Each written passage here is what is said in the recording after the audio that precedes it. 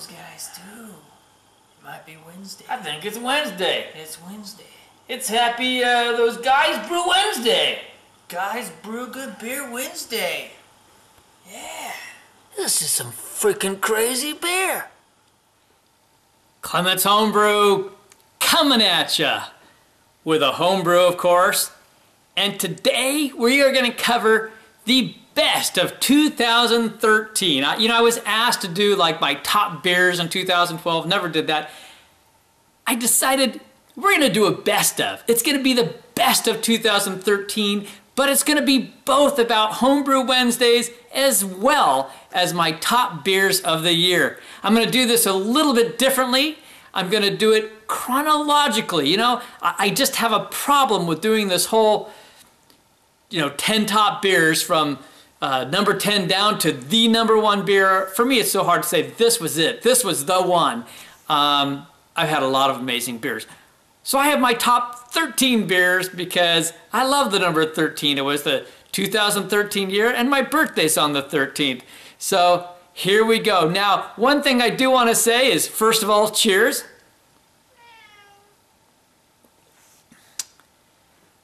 I can't cover everything. The video would be too long. I've had so many people send me homebrews through the year, so many commercial beers through the year. I'm not going to attempt to even cover that. But I do want to say that I am so grateful, appreciative of viewers, subscribers, friends. When I say that, I mean that sincerely, friends, because so many of you I've gotten to know, and the only difference is that we've not met in person. And some of you I have met in person, so pretty special thing. All right, so without further ado, we're going to get rocking on this. Here we go. January. We started off the year with the first beer review was Larry by Massachusetts Brewing Company that was sent to me from my good friend Larry, cheers, known to most of you as Lermo22, a great way to start off beer reviews for the year. Not one of my top picks, but that bottle is up on my shelf. Then it got better because the very first Homebrew Wednesday of the year, Homebrew Wednesday 37, featured my nephew in the video Hunt for the Man-Bear-Pig by Jean-Claude Van Man-Bear-Pig. Check out this is Jean-Claude Van Man-Bear-Pig Hunter. We are going to pursue the Man-Bear-Pig tonight. We are about to capture footage, up close and personal, of the Man-Bear-Pig. You know, something I ought to mention is that sneak up as many times as I've seen this video, S.J. Poor himself has mentioned that video and made comments about Jean-Claude Man-Bear-Pig more times than I have. So obviously he's always enjoyed that one. If you haven't seen it, you need to go back and watch that, or at least see the clips on my Homebrew Wednesday 37. All right, then in mid-January, moving on, Chris and I brewed up the I2PA, which was a clone of a Rogue beer, so that was fun. And then in late January, Chris and I celebrated our 100th beer review with none other than The Abyss 2007. That's right. We actually did a whole flight through 2012 bottles, which was a lot of fun. One of my top beers of the year. In February, we celebrated our 1-year Homebrew Wednesday anniversary, and we had a subscriber contest. And the winner of the subscriber contest was none other than Darren Chappell, also known as Hanworth Homebrew. So he won a little money, and he went and got some supplies and stuff. Fantastic. We also went to Zwickelmania with none other than Hockey Player. It's always dangerous when you go on a trip with a hockey player. You got the pedophile mustache, the old man, and the fat guy. This is awesome. He's our designated driver. Oh, that's not a good sign. There's pedophile boy. I do have to give some props though. Hold on. There's a car. And there's the car we arrived in. There's another car. He parallel parked that shit. But I don't know what else to say. he actually failed the driver's test because guilty. You can't be on always the dangerous sidewalk. getting together with hockey player. On March 6th, we had a huge announcement. Not mine. No, it was the man himself. It was S.J. Poor. I think it's time. I think it's time. It's been long enough. I think it's time for another S.J. Poor experiment. And that's one where we let the gloves off, baby. Brew beer, baby. You know, brew wonderful beer. This was a game changer. That experiment was a game changer for a lot of people, including yours truly. And it went global. It was amazing. We lost a few people in Australia, but we had New Zealand coming strong. We had the UK coming strong. We had new players from the US, including me. I got to try some the previous year with hockey. But wow, what a great experiment. It's going to be interesting to see what happens this year. In March, Christian decided after watching Harry Brew 69 do his 30-day sobriety challenge, decided to do his own 90, yeah, count it, 90-day sobriety challenge. Not for me, but indeed we had that whole bit going on. And then Christian and I took a hike up into the Columbia River, part of his no drinking bit, and we went and took some pictures in what we call the gorge, but along the Columbia River for Paul Wicksteed, because he was putting pictures up in his brew room. So that was a fun time. I love hikes. You know, you all know that. I love hiking. March was eventful for many other reasons. I mean, we did do things like videos on fine-tuning the palate to help people expand their palates, but also within the beer reviewing community, we had Ryan Rashawn, along with his brewing partner Robert Masterson, won the Stone Pro-Am with their coconut IPA, and went on to become the R&R coconut IPA, and many of you made clones of that, and I personally plan on making the coconut IPA, the original recipe, later this spring. April, that's right, moving on to April, I got to review three, count them, three of my top beers in 2013. The first one was Night Stalker. Night Stalker was an amazing beer. It has the base of Bourbon County brand stout, but hopped up like all hell, so Night Stalker. On the front end, you get chocolate with this huge grapefruit. I mean, the grapefruit off this was bigger than any grapefruit I've gotten off a regular IPA. It just blew my mind.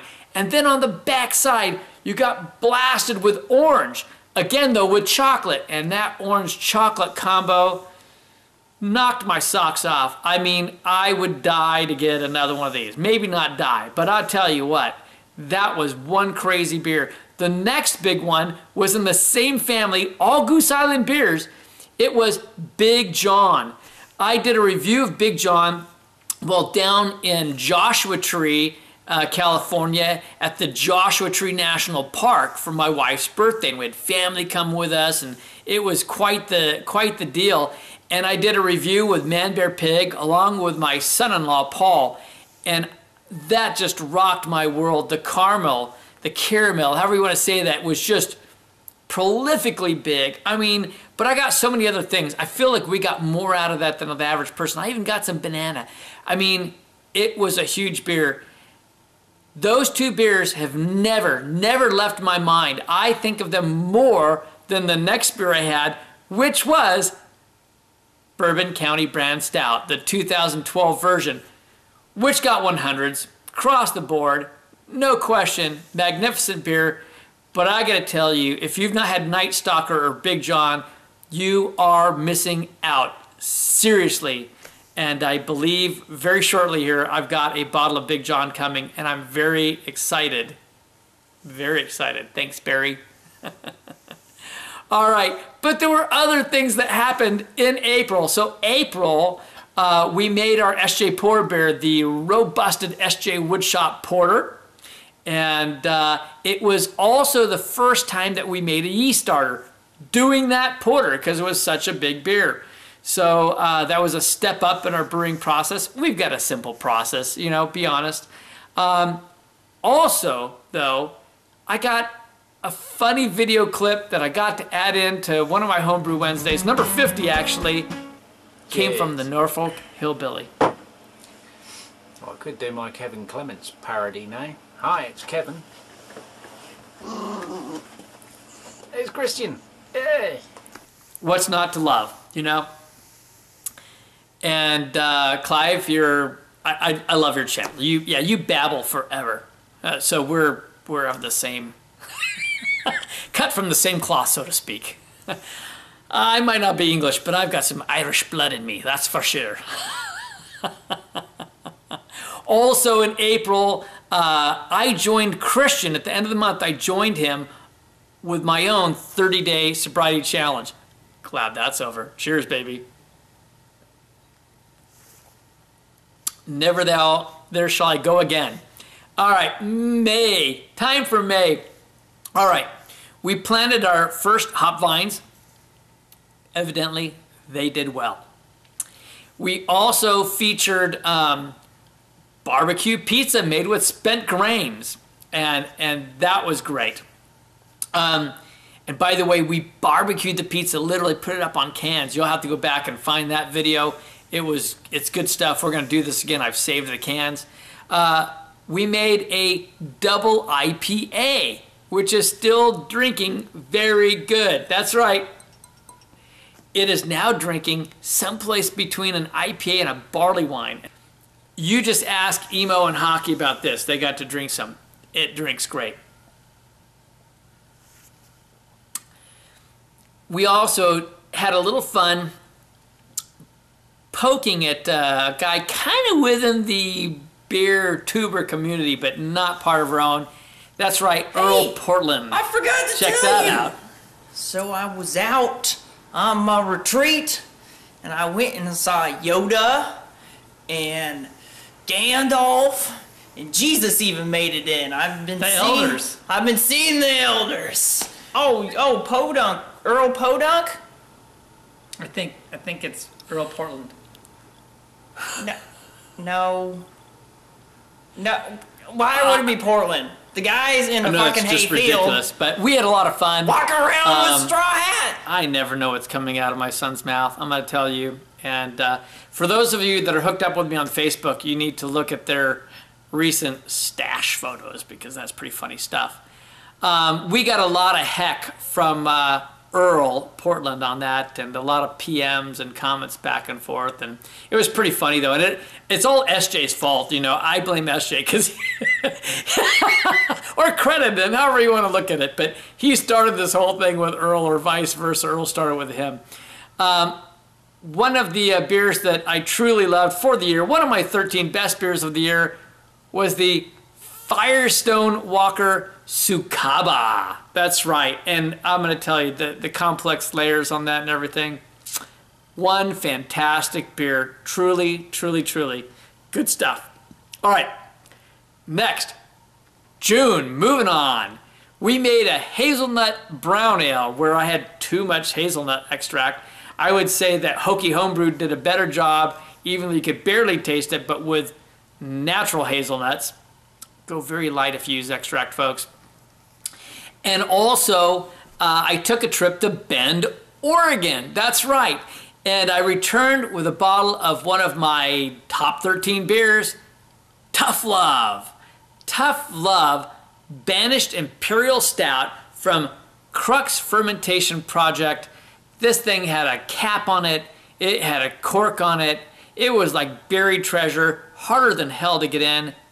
One hell of a beer, and I'm so grateful that I was able to find another bottle that I've aging. Then, bouncing between number 1 or number 2 for the year, I'll admit that much. I also had, on Father's Day, I gifted myself Fruit. I kept calling it Fruet, but Fruit, F-R-U-E-T, from the Brewery. Wow, just spectacular. I don't know. I mean, this is my favorite of their anniversary beers. There's a whole backstory to how they make them. Go watch that video. It's a great video. And if I could have gotten a second bottle, fourth, fifth, whatever, they're expensive. I would have gone for it.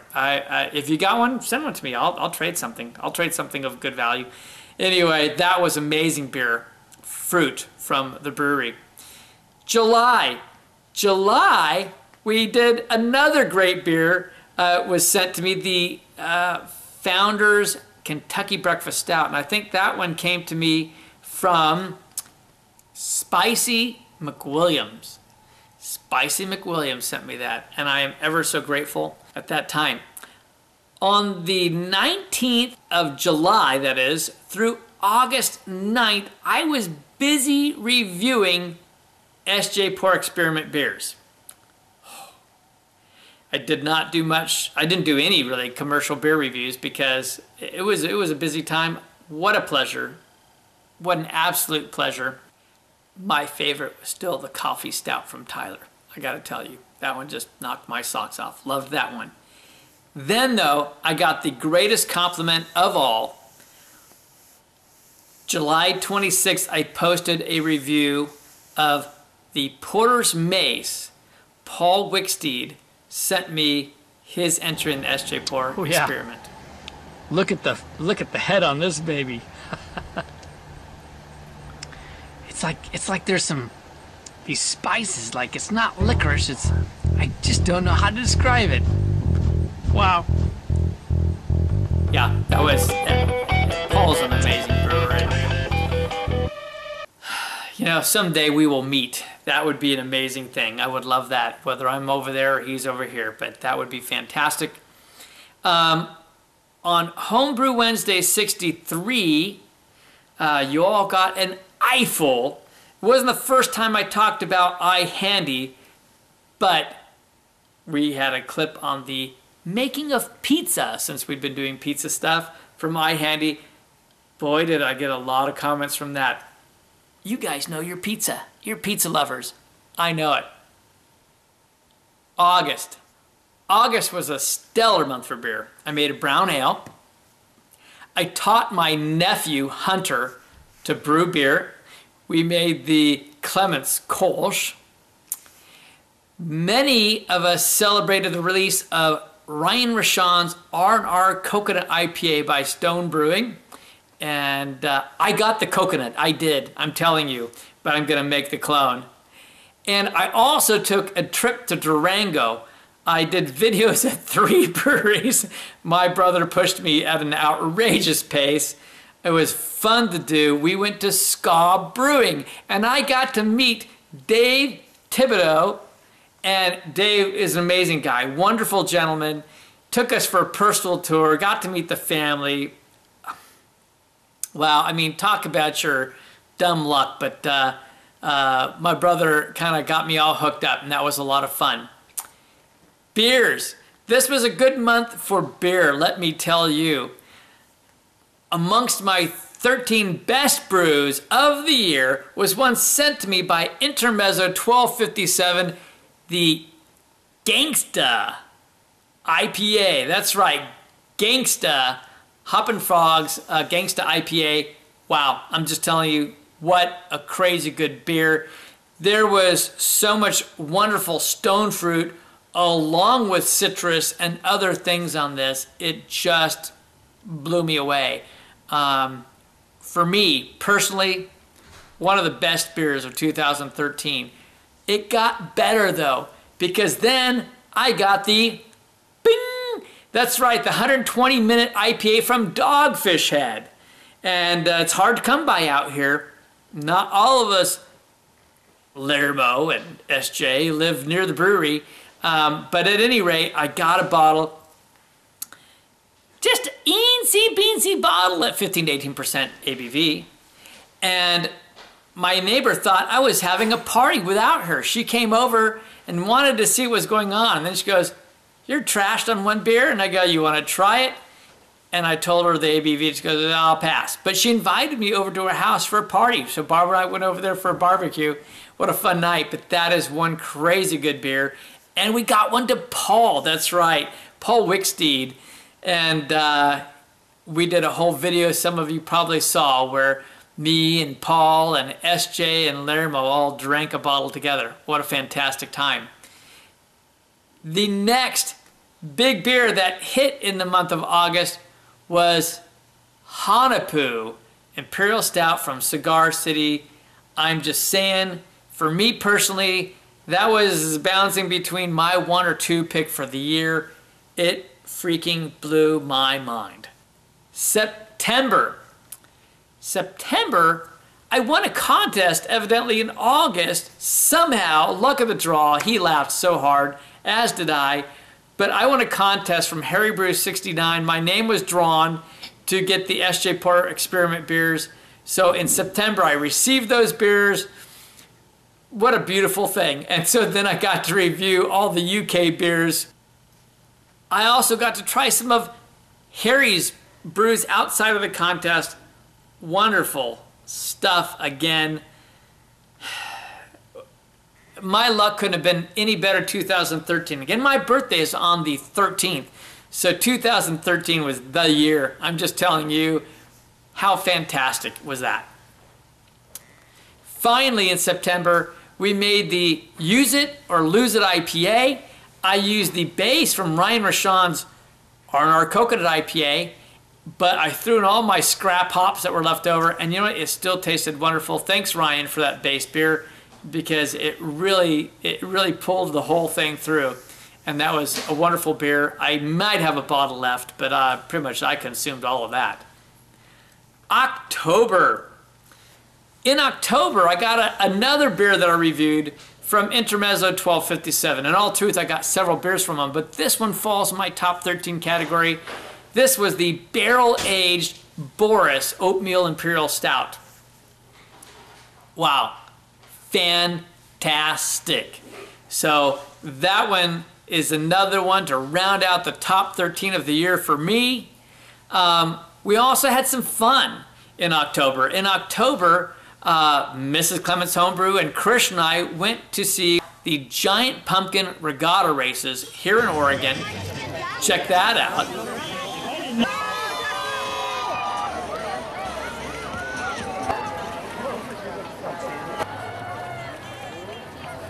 That was a really fun time, really crazy. It's been going on for a number of years. I've never seen it before. We also made our spicy Mayan chocolate stout, Colin and I, and we then had a 500 subscriber contest, and we're over 600 now, and that one was won by Chester.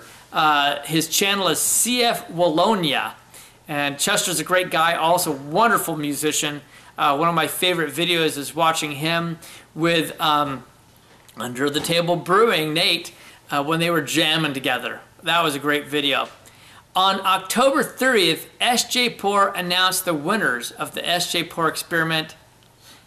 This is where my mind was completely blown, because the beer that we made, the robusted S.J. Woodshop Porter, actually took first place in the U.S. So, that, you know, in the beer world for me, that was it. That was the most humbling, coolest thing ever. And I just, at this point, I want to say congratulations to everyone that competed.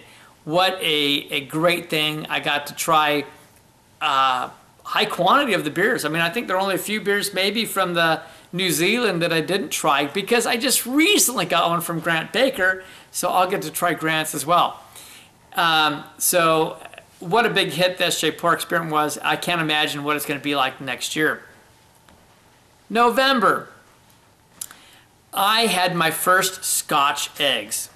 Now, I'm going to just tell you right now, I really love these Scotch eggs. And at some point in the future, I'm going to be having more Scotch eggs, like in May. But I'll tell you more about that at another time on another Homebrew Wednesday. Also, in November was the 200th beer review. And the beer that we reviewed also is one of my top 13 beers of the year.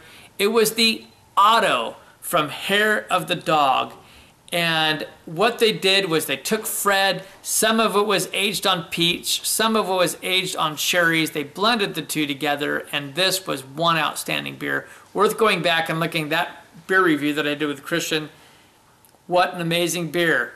Now, in December, finally the end of the year, I got to wrap up with some of the most amazing homebrews ever. First of all, I got one from Lermo 22. I got his vanilla bourbon porter. And I'd had this once before, like a year earlier. At this point, it had been aged 2 years. Truly, I can honestly tell you, the second best homebrew that I have ever experienced.